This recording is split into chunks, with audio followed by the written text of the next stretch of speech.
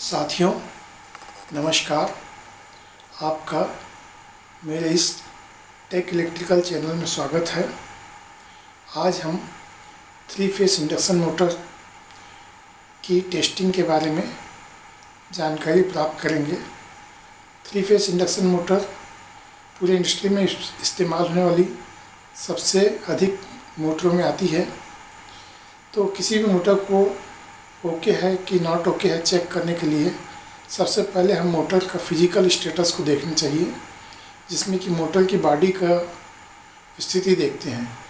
इसके जो मोटर के बॉडी के लेग हैं जिसमें फाउंडेशन बोल्ट टाइट होता है वो ठीक ठाक होना चाहिए, टूटे नहीं होना चाहिए। मोटर के वाइंडिंग में जो बॉडी में जो फिन्स होते हैं जिससे कूलिंग होती है वो फिन्स ठीक होना चाहिए।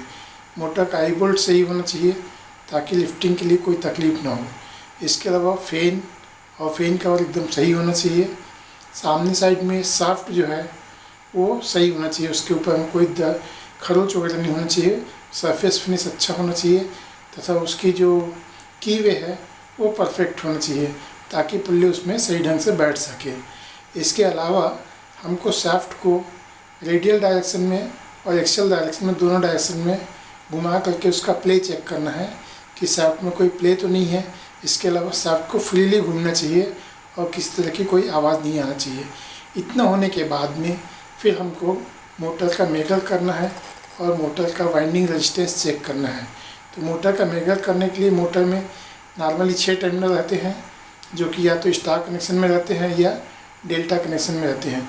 तो मोटर को मेजर करते समय हम मेजर की एक लीड अर्थ में लगाते हैं और एक लीड तीनों फेस में लगा करके मेजर घुमा करके चेक करते हैं। मेजरिंग वैल्यू कम से कम 10 मेगा ओम से ऊपर होना चाहिए और फेस टू फेस 0 होना चाहिए। इसके बाद में हम वाइंडिंग रेजिस्टेंस चेक करने के लिए मिली ओमीटर या ओम मीटर का यूज़ करते हैं। इसमें हम क्या करते हैं कि स्टार कनेक्शन की जो शॉर्टिंग रहती है उसको या डेल्टा कनेक्शन की शॉर्टिंग है तो उसको पहले हटा देते हैं। उसके बाद में हम मिली ओम मीटर से इसकी वाइंडिंग की रेजिस्टेंस चेक करते हैं कितना ओम है। तीनों फेस में बराबर होना चाहिए। जैसे एक फेस में U1 U2 के बीच में मान लो 6 ओम है तो V1 V2 में और W1 W2 में भी 6 ओम होना चाहिए। थोड़ा बहुत 0.12 का अंतर होने से चलता है मगर तीनों वाइंडिंग का सेम रेजिस्टेंस होना चाहिए। इसके बाद में फिर आता है कि नो लोड टेस्टिंग किस तरह से की जाए। तो जो शॉर्टिंग हम निकालेंगे उसको फिर से दोबारा लगा देंगे। इसके बाद में मोटर का नो लोड टेस्ट करने के लिए हम मोटर को इस तरह से सर्किट में कनेक्शन करेंगे। हमारे पास में एक ड्यूअल स्टार्टर होगा जिसके द्वारा हम 3 फेस सप्लाई दे सकेंगे। ये 3 फेस सप्लाई जो है यहाँ से इस एम्पीयर मीटर के द्वारा और वाट मीटर के द्वारा मोटर तक जाएगी। यहाँ पर ये दोनों फेस के बीच में वोल्ट मीटर लगा हुआ है।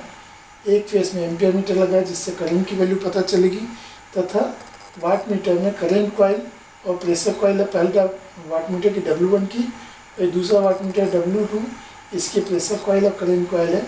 इसके बाद में ये तीनों फेस मोटर में जाते हैं। ये मोटर का शाफ्ट है। जब हम नो लोड ट्रायल करेंगे तो उससे मोटर के शाफ्ट की स्पीड देखने के लिए हमारे पास टेकोमीटर होना चाहिए। इससे हम RPM का मेजरमेंट करेंगे। वोल्ट मीटर से हमारे को लाइन वोल्टेज मिलेगा और एम्पीयर मीटर से लाइन करंट मिलेगी। तो हम इसको टेस्ट करने के लिए मोटर को डायरेक्ट ऑनलाइन स्टार्टर को ऑन करेंगे। इससे 3 फेस सप्लाई मोटर में जाना चालू हो जाएगी और मोटर अपना नॉर्मल स्पीड से घूमने लगेगी। इसमें हमको ये देखना है कि मोटर में वाइब्रेशन तो नहीं है, किसी प्रकार का कोई साउंड तो नहीं है। इसके बाद में हम इसका वोल्टेज की रीडिंग नोट करेंगे, VL लाइन वोल्टेज। करंट की रीडिंग नोट करेंगे जो कि IL लाइन करंट होगा।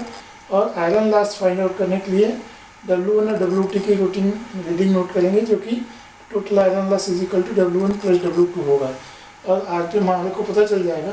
तो इस तरह से हम इसके बाद में हमारे को पावर फैक्टर निकालना है तो उसके लिए total power divided by √3 VLIL करेंगे। इससे = W1 + W2 divided by √3 VLIL। ये करने से हमारे को cos⁵ मिल जाएगा। cos⁵ मिलने से हम इसकी मैग्नेटाइजिंग करंट निकाल सकते हैं। IM = IL cos⁵ करके और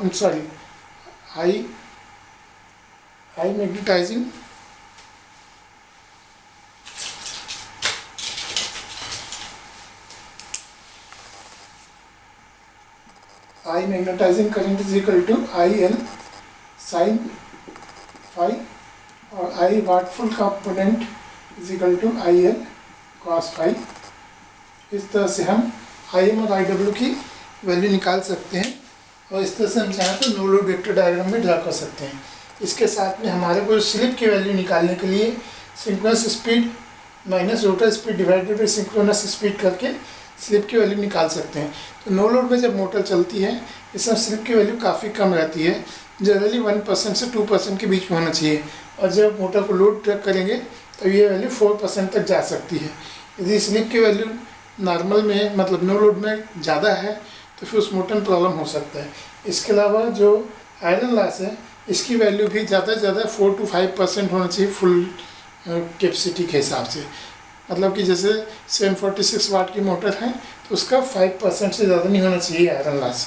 इस तरह से हम मोटर का नो लोड टेस्ट करते हैं। इस टेस्ट में अगर आपको कोई दिक्कत हो या कोई परेशानी तो आप कमेंट सेक्शन में से पूछ सकते हैं। इसके अलावा यदि ये वीडियो आपको यूज़फुल लगता है तो प्लीज़ इसको लाइक करिए, और मेरे चैनल में फर्स्ट टाइम आए हैं तो मेरे चैनल को सब्सक्राइब करिए, और इसके अलावा बेल आइकन को प्रेस कर दीजिए। आप लोगों ने जो समय दिया इसके लिए आपको बहुत बहुत धन्यवाद। Thank you very much. Please visit again and again. Thank you.